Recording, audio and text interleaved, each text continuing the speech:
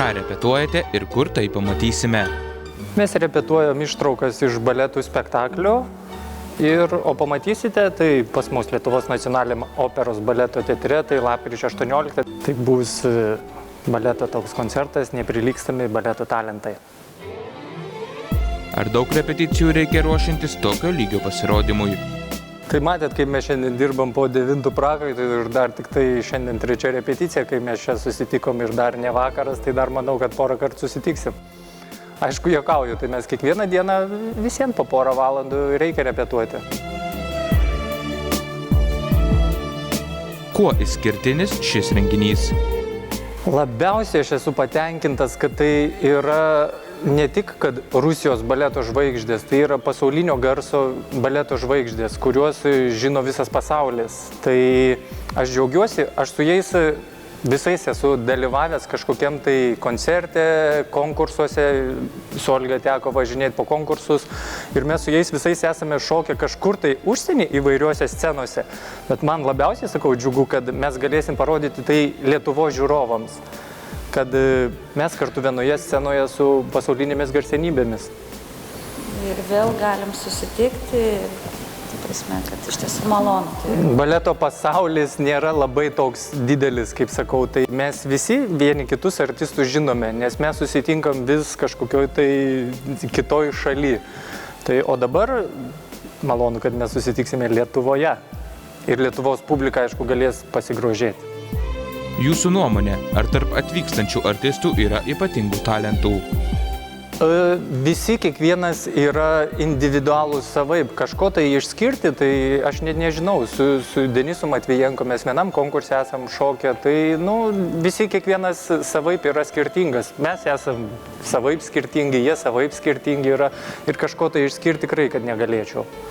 Matvijenka jau buvo pas mus atvažiavęs, jau teko šokti mūsų teatre kartu su jo spektaklėje Bajaderė. Taip pat Irina Perin yra konkurso laureatė, aš kartu su ja buvau Permės konkursą.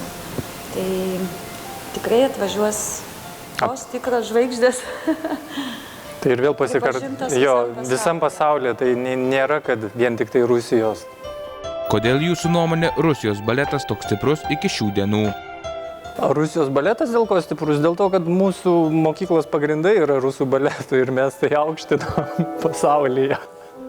Ar jums teko būti Rusijos teatruose, iš kurių atvyksta artistai? Jei taip, kokie įspūdžiai? Tai teko būti ir teko šokti ir Maskvos didžiajam teatre, Marijos teatre teko net stažuoti, aš atlikau Stanislavskio teatre, Ukrainos operos baleto teatre Ukrainoje, tai visuose teatruose teko šokti. Tai įspūdžiai tai superiniai, ten visai kita aplinka, ten ir žiūrovų skaičius visai kitas. Šokau Kremliuje, tai daleiskim, ten žiūrovų skaičius buvo 6000 žiūrovų. Tai jausmas yra labai geras. Ir aišku, šokti kartu vienoje scenoje su tokiais vardais, kaip sakau, tai yra kažkoks jausmas nenusakomas. Ir kas įdomiausia, kai būna tokių klausimų net iš žurnalistų, ar nesijaučia kažkokia tai konkurencija, kažkas tai. Tai kai man teko dalyvauti Ukrainos pasaulio baleto žvaigždės, tai kai suvažiuoja iš viso pasaulio šitie šokėjai, kaip jie vienas kitą palaiko. Čia yra kažkoks tai, aš sakau, aš nemoku nupasakoti šito.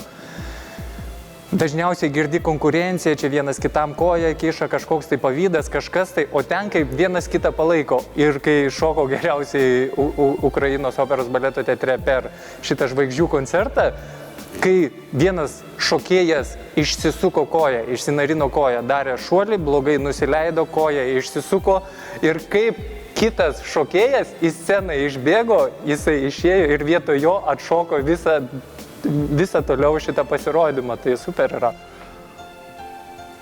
Aš tikiuosi, čia pas mus šitų traumų nebus ir man nereikės vietoj visų šokti. Tai ir kviečiame visus žiūrovus atvykti lapkričio 18. Šičia pas mus į operos baleto teatrą ir tikrai turėsite gražų vakarą ir neišdildomus įspūdžius. Iki.